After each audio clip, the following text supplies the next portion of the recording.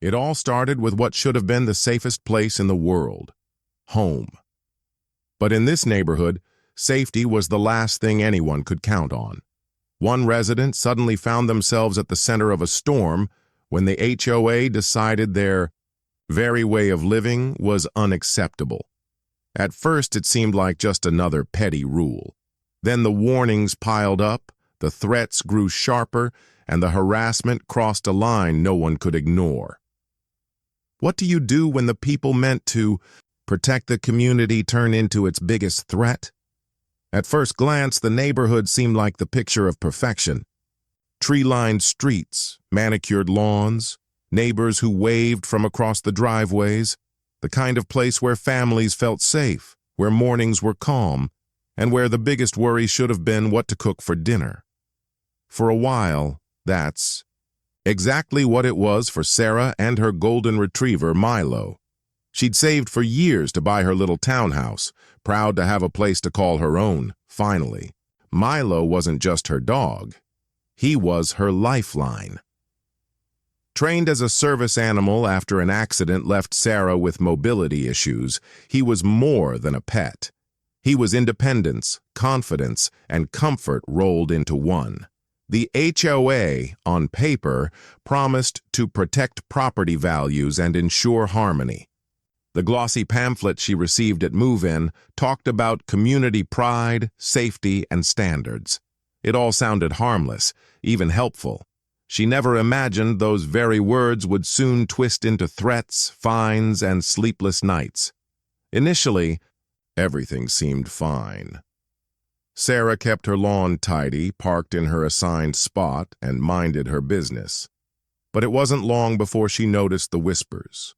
A few neighbors lingered a little too long when Milo walked by. The HOA president, a sharp-eyed woman who seemed to treat the rules like scripture, began making pointed comments. "We have policies about animals," she once remarked in passing, her smile a little too tight. Sarah brushed it off, assuming it was nothing. After all, service dogs were protected by law. Why would that ever become an issue? Still, the tone in the community was hard to ignore. A letter arrived, thin and official, reminding residents of animal-related guidelines. It didn't mention Sarah by name, but she felt the weight of every word. She couldn't shake the uneasy feeling that her independence and Milo's very presence had painted a target on her back. Day by day, the tension grew more obvious. A neighbor muttered about special treatment. Another complained that Milo's presence made their child nervous.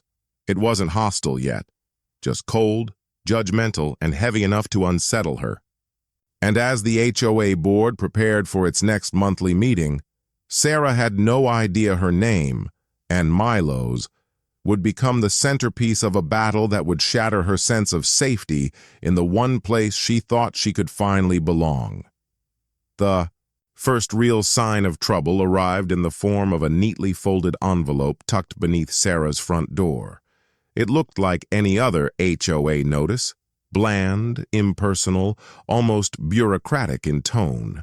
But when she opened it, her stomach dropped. The letter accused her of violating community guidelines by allowing a dog in a shared outdoor area.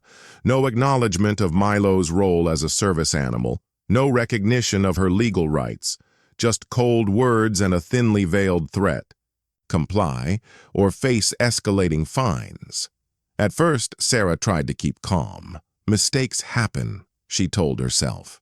She sent a polite email back to the HOA, explaining Milo's status, including a copy of his certification, and even offering to meet with the board if they had questions.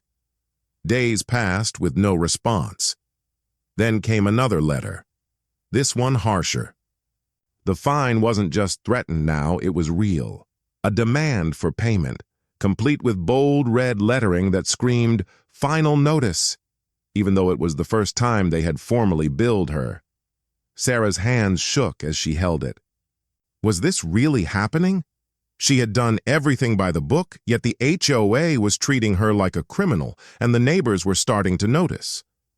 A friend down the street mentioned overhearing the board president talking about problem residents who think they're above the rules. Another neighbor, someone Sarah had waved to for months, suddenly turned cold, avoiding eye contact when Milo padded alongside her on their evening walks. What had once been a friendly, welcoming community was slowly morphing into something suffocating, a place where she felt watched, judged, and unwanted. The pressure didn't stop there. The HOA doubled down, sending compliance officers to document Milo's presence. They snapped photos of Sarah walking him, as if her daily routine was evidence of wrongdoing. Each click of the camera felt like a violation, not of property, rules, but of her dignity. When Sarah asked for clarification at the next board meeting, the atmosphere turned icy. She barely made it through her introduction before the president cut her off, insisting that rules are rules and that community standards couldn't bend just because of individual circumstances. The room murmured, some nodding in agreement, others shifting uncomfortably in their seats. Sarah felt her face flush as she realized this wasn't a conversation. It was a public shaming. From that point on, the harassment escalated in ways both petty and cruel. One morning, she woke to find an anonymous note taped to her door. "Dogs don't belong here. Take the hint." Another day, her trash cans mysteriously disappeared from the curb, leaving her scrambling to figure out where they'd gone. And then came the spray. The moment everything shifted from hostile to dangerous. Sarah had taken Milo out for a short walk when a neighbor, red-faced and muttering, stormed across the lawn. Without warning, he raised a can of what looked like pesticide and sprayed it directly toward Milo. The golden retriever yelped, stumbling back in confusion while Sarah screamed. The man mumbled something about keeping pests out of the community, before storming off, leaving Sarah shaking with rage and fear. That night, she couldn't sleep. The letters, the fines, the whispers, all of it was unbearable, but this was an attack. Milo wasn't just her dog, he was her stability, her lifeline. And now, she realized, they weren't just trying to push her out. They were willing to hurt him to get what they wanted. She called animal control, filed a report, and even contacted the police. But the process was slow, bureaucratic, and frustrating. The officer who took her statement sympathized, but warned her it might be hard to prove intentional harm. Meanwhile, the HOA wasted no time. The very next week, another fine appeared. This one larger than the last, citing disruptive animal behavior during the confrontation. The audacity was staggering. Sarah wasn't the victim in their eyes. She was the problem, and the financial toll was starting to add up. Each fine carried late fees, and the HOA threatened to place a lien on her home if she didn't comply. Sarah found herself staring at spreadsheets late into the night, wondering how she'd keep up with bills if this continued. Her house, her sanctuary, suddenly felt like it was slipping away, not because of anything she'd done wrong, but because of the power wielded by a handful of petty neighbors with too much authority. Still, Sarah wasn't ready to back down. She started documenting everything: letters, photos, dates, times, even the spray incident. She spoke with a lawyer who explained her rights under federal disability law, reminding her that service animals were protected, that what the HOA was doing wasn't just unfair. It was illegal. For the first time in weeks, Sarah felt a spark of hope. Maybe this nightmare wasn't endless. Maybe she could fight back. But the HOA wasn't finished. Word spread quickly that Sarah had contacted an attorney, and the board retaliated with a new tactic: community isolation. Neighbors who once invited her to block parties stopped knocking on her door. Kids who used to pet Milo now crossed the street. One neighbor openly accused her of making trouble and ruining the neighborhood with lawsuits. The isolation was brutal. And then, one evening, a certified letter arrived. It wasn't another fine this time. It was a formal notice of a disciplinary hearing, a closed-door meeting where the board would decide whether Sarah was in violation serious enough to warrant removal from the community.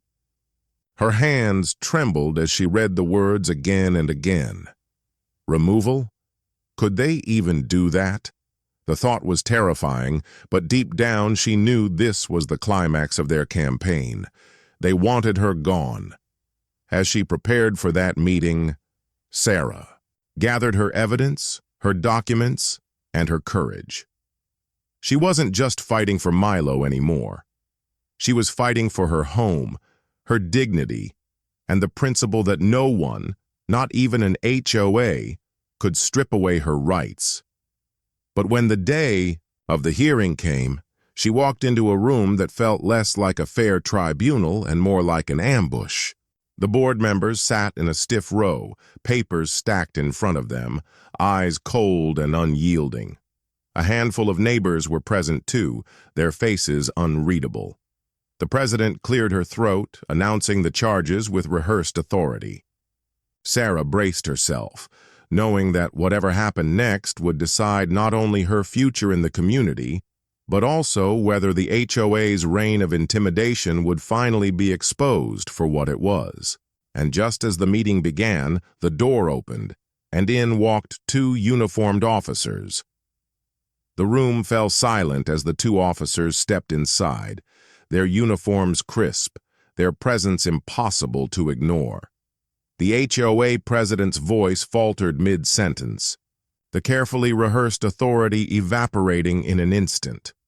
All eyes turned toward the officers as they scanned the room, their expressions unreadable but commanding enough to shift the balance of power. "Are we in the right place?" one of them asked, holding a folder. The HOA president forced a smile, her voice cracking ever so slightly. "Yes, officers, this is a private disciplinary hearing. We're just handling some community matters." The officer cut her off. "Actually, we're here about a report, a very serious one." He turned, eyes landing squarely on Sarah. "Ma'am, you're the one who filed regarding the attack on your service animal?" Sarah nodded, her heart pounding in her chest. The entire board stiffened, the neighbors in attendance whispering amongst themselves. The president's face turned pale, though she tried to mask it with indignation. "This is highly irregular. We were in the middle of official HOA business." "Official or not," the officer interrupted, "interfering with a service animal is a federal offense. We take these reports very seriously." The words landed like a thunderclap. Sarah felt her pulse racing, but for the first time in weeks, it wasn't fear. It was vindication. The very people who had tried to paint her as a rule breaker were now squirming under the weight of actual law. A law they couldn't twist, bend, or ignore. The board members shifted uncomfortably in their chairs. One of them, usually smug and outspoken, suddenly found the floor very interesting. Another tapped nervously on his pen, refusing to meet Sarah's eyes. The president, however, doubled down. "This is ridiculous. We're a private association and we have every right to enforce our rules. This resident has been disruptive and her animal," the officer's voice hardened, "her service animal, protected by federal law. Do you understand the gravity of what's being alleged here? Spray, harassment, fines, all directed at a resident with a documented disability. That's not enforcement. That's discrimination. And it doesn't just break HOA guidelines. It breaks the law." Gasps rippled through the room. Sarah could see the cracks forming. For weeks, she had been isolated, shamed, and fined. But in this moment, the tables were turning. The power that had been used to crush her was now crumbling under scrutiny, and everyone knew it. The president tried one last time, her voice shrill with desperation. "This is an overreaction. We're only trying to maintain order. If we let one exception slip through, the whole community falls apart. That's how these things work. But her words only made her look smaller. The officers exchanged a glance, then pulled out a document. We've already opened a formal investigation. The Department of Justice has been notified. If we find evidence of discrimination, and from what we've already seen, there's plenty. This board could face serious penalties, including fines far beyond anything you've ever issued. Silence, the kind that weighed heavily, the kind that no one dared break. Sarah's hands shook, but this time with adrenaline, not fear. She looked around the room and saw it, the shift. Neighbors who had avoided her gaze were suddenly staring. At the president, some with disbelief, others with disgust. The facade of authority, the intimidation, the smug certainty. It was unraveling in real time. One neighbor whispered loudly enough for others to hear, "I told you this was going too far." Another stood up and walked out, shaking their head. The board was collapsing, not just legally, but socially. Their power had thrived on silence and compliance. But now, the silence was gone. The president sputtered, reaching for her papers as if words on a page could still shield her. "This meeting is adjourned," she snapped, her voice breaking. But the officers didn't move. Neither did Sarah, because for once she wasn't on the defensive. The officer turned to her, his tone gentler. "Ma'am, you've done the right thing by documenting all of this. Keep your records safe. We'll be in touch about next steps." Then, louder, for the entire room to hear. "Let me make this very clear. Harassing a disabled resident or interfering with a service animal isn't just wrong. It's criminal, and anyone involved will be held accountable." With that, the officers left, their presence lingering like a final warning carved into stone. The room was in chaos. Some board members whispered furiously, blaming one another. Others sat frozen, as if stunned by how quickly the narrative had slipped away. Sarah stood tall, gathering her papers, her evidence, her composure. She didn't need to say a word. Her silence spoke volumes. But just as she turned to leave, the president snapped. Her composure was shattered completely, and she lashed out in front of everyone. "This isn't over. You think you can just hide behind your dog and your sob story? You're tearing this community apart." The outburst was the final nail in the coffin. Gasps echoed, phones discreetly recorded, and whispers spread like wildfire. Any shred of sympathy the president might have had evaporated in that instant. She had exposed herself, not as a leader, not as a protector of community standards, but as a bully who had finally been cornered. Sarah didn't respond. She didn't have to. She simply looked her former tormentor in the eye and walked out, Milo trotting faithfully by her side.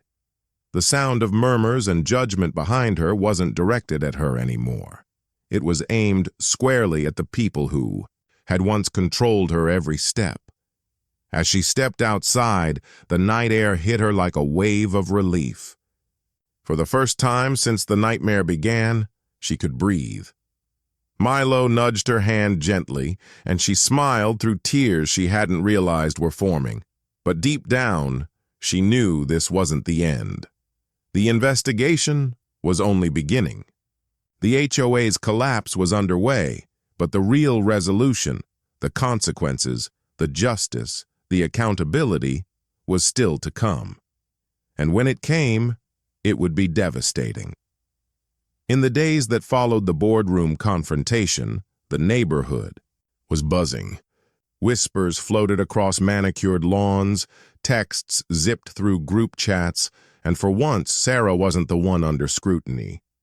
The spotlight had shifted, and it was burning straight down on the HOA board.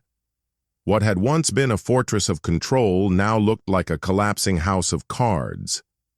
Residents who had been silent for months finally started speaking up. Some admitted they had felt pressured to side with the board, terrified of becoming the next target. Others confessed that they had received smaller fines and threats of their own, but never dared to challenge them. The officers' words, federal offense, discrimination, accountability, echoed louder than any HOA letter ever had. Sarah stayed quiet at first. She didn't need to fuel the flames. The truth was spreading all on its own. But behind the scenes, she worked closely with her lawyer, building the airtight case she knew she'd need. Every fine, every threatening letter, every photograph of Milo had been preserved. And now those once painful reminders of harassment were powerful evidence. Within weeks, the Department of Justice had officially opened its investigation. The HOA board was required to submit all records, emails, and meeting notes related to Sarah. When the first leaks trickled out, neighbors were stunned. Buried in the files were private conversations, proof that the board had deliberately targeted Sarah, discussed ways to make her leave, and even mocked her for relying on a service dog. The cruelty was undeniable. The fallout was immediate. One board member resigned overnight, leaving a terse note about focusing on family. Another disappeared from meetings altogether, too humiliated to face the community. But the president, the sharp-eyed woman who had led the charge, refused to step down. She clung to her seat like a lifeline, insisting she had done nothing wrong, that the whole thing was an overreaction. It didn't matter. Her power was gone. The next HOA meeting was standing room only, packed with residents who had never bothered to attend before. Sarah sat near the back, Milo curled at her feet, as neighbor after neighbor stood up to demand answers. Why had funds been wasted on frivolous fines? Why had the board bullied a disabled resident instead of protecting her? Why had so much energy been poured into controlling the community instead of serving it? The president's responses grew weaker with every question. Gone was the authority, the smugness, the certainty. She stammered, deflected, and blamed others. And with every word, she dug the hole deeper. Finally, a resident called for a vote of no confidence. The room erupted in cheers, hands shot up, and in that moment, the reign of intimidation officially ended. The president was forced to resign, her title stripped away in the very room she had once ruled like a queen. For Sarah, the moment was surreal. She hadn't just survived. She had watched her tormentors fall, not by screaming louder, not by stooping to their level, but by standing firm, documenting the truth, and letting the law do its work. But the story didn't end with a resignation. The DOJ investigation concluded with a scathing report. The HOA was found guilty of discriminatory practices and harassment. They were fined heavily, ordered to pay damages to Sarah, and required to undergo mandatory training on disability rights. For years, they had weaponized their authority to crush individuals, and now that very authority had been dismantled, exposed for the sham it truly was. Sarah received financial compensation, but more importantly, she received validation. Every sleepless night, every tear, every moment of fear had been justified. The record showed the truth. She had been wronged, and justice had prevailed. Life slowly began to settle again. Milo recovered from the attack, his golden coat shining in the sun as he trotted proudly by Sarah's side. Neighbors who had once avoided her now stopped to chat, offering apologies, support, even small gestures of kindness. Some admitted they wished they had spoken up sooner. Others told her she had given them courage. Courage to stand up the next time the board tried to overstep. Sarah didn't crave the spotlight, but she knew what she had accomplished mattered. Her battle wasn't just about her or Milo. It was about every homeowner who had ever felt trapped by the petty power plays of an HOA. or the cruelty of a neighbor who believed rules made them untouchable. She had proved that silence wasn't the answer. Months later, the neighborhood looked the same on the outside. Lawns were still trimmed, kids still rode their bikes, and the streets still gleamed with suburban order.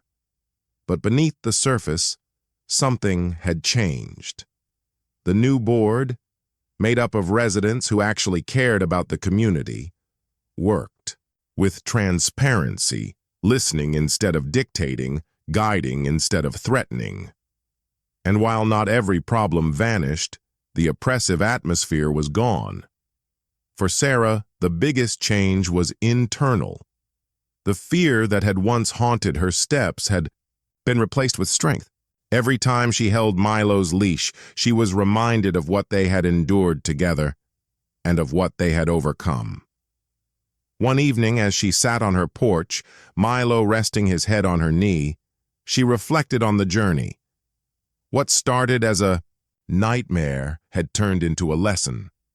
A painful, exhausting, unforgettable lesson, but one that had given her back more than her peace.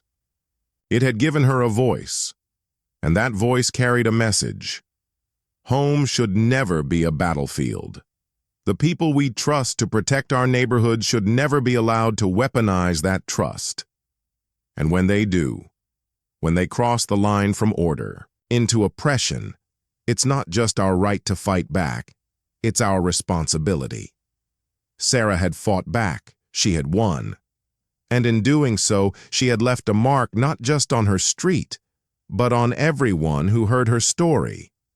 Because in the end, this wasn't just about an HOA dispute. It was about power, dignity, and the courage to stand tall even when the odds are stacked against you. And maybe, just maybe, the next time someone feels the weight of unfair rules or the sting of harassment, they'll remember Sarah and Milo. They'll remember that one person can make a difference, that silence only feeds bullies, and that even the smallest voice can echo louder than the loudest threats when it speaks the truth. So the next time you hear about an HOA gone too far or a neighbor drunk on power, ask yourself, what would you do if it were you? Would you give in or would you fight back?